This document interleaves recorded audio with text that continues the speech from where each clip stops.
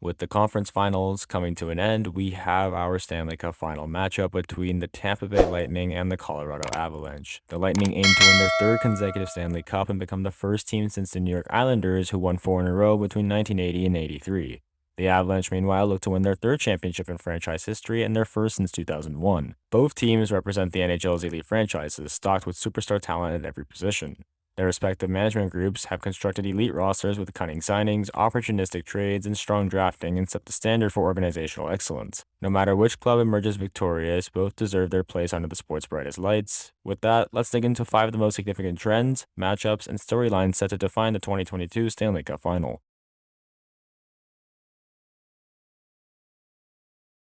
As both the Avalanche and the Lightning boast a cadre of superstars at both ends of the ice, this series could be decided by which netminder performs better between the pipes. The Lightning's Andrei Vasilevskiy continues to pad an already Hall of Fame caliber resume and sports an inhuman record in elimination games over the course of the Lightning's dynastic run. When the stakes are at the highest, the Russian goalie stands tall without fail. Vasilevskiy enjoyed a strong regular season, posting a .916 save percentage that ranked 13th amongst goalies to have played at least 10 games, and plus 17.3 goals saved above expected, which is 4th in the NHL. The reigning Conn Smythe Trophy winner has elevated his already stellar play in the playoffs, submitting a .928 save percentage, which is 4th amongst goalies with at least 4 games played, and a plus 10.1 goals saved above expected, which was 3rd amongst goalies in the playoffs.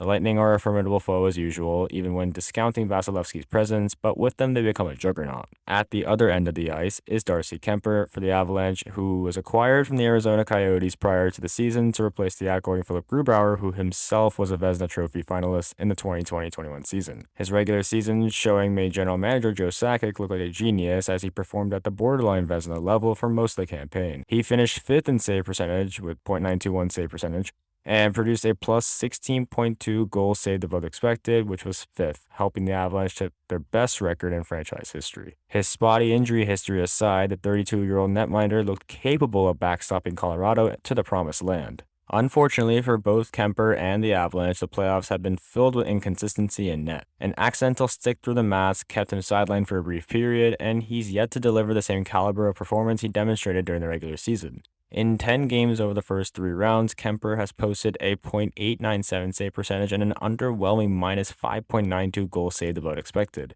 both amongst the worst marks in these playoffs.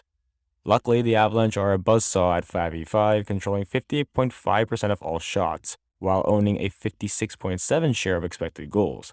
Kuemper doesn't need to outduel Vasilevskiy, he just needs to have a close to average performance for Colorado to take the edge in the series. But can he reproduce his sturdy regular season performance? Few teams are truly impenetrable in the salary cap era, and the Avalanche are no exception. Apart from their occasionally suspect goaltending, their penalty kill is the most significant point of concern. Colorado's penalty kill is currently running at a 75.7% success rate for the playoffs, ranking 10th out of 16 teams. Despite staring down the NHL's 2 most dominant power play assassins in Connor McDavid and Leon Draisaitl, the Avalanche finished their series against the Edmonton Oilers with an 81.8% success rate, killing 9 out of 11 total opportunities. Given the Lightning's own carousel of power play merchants, those results should offer a silver of confidence for the Avalanche penalty kill. What's remarkable is that the Avalanche woeful penalty kill results have done an abrupt about-face in these playoffs. They allowed 27.3 high-danger chances per 60 during the regular season, which was last in the NHL, but are only conceding 10.9 high-danger chances per 60 in the postseason, the best rate of all 16 teams that made the playoffs. They also ranked 1st in scoring chances conceded and 2nd in expected goals allowed, and it's obviously foolish to fully buy into results coming in a much smaller sample of games, and still the addition of Andrew Cogliano and Josh Manson have helped shore up their penalty kill, with the pair ranking 5th and 6th respectively in shorthanded ice time in these playoffs. The Avalanche penalty kill and Lightning power play, compared by several per 60 advanced metrics during the 21-22 season, is ranked in the parentheses, as you guys can see above. If the Avalanche thought that they were getting a reprieve from the power play dominance of Edmonton's dynamic duo, the Lightning boast a number of potent weapons of their own.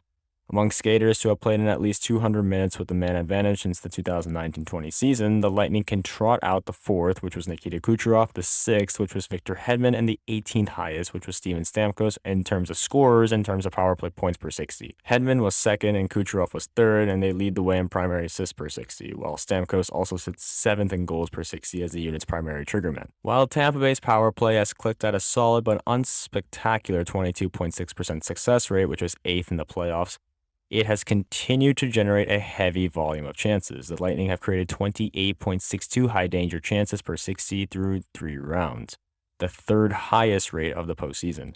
Those numbers have come without the presence of center Braden Point, who ranks 102nd in points per 60 and 51st in goals per 60 on the power play in the aforementioned 3-year span. If he returns at any point in this series, the Lightning become even more formidable in this respect. Although both the Avalanche and Lightning have seen their offensive superstars produce at the level expected of them, each team's group of depth forwards has provided a significant boost further down the lineup, and especially during the trade deadline, because a lot of changes are made.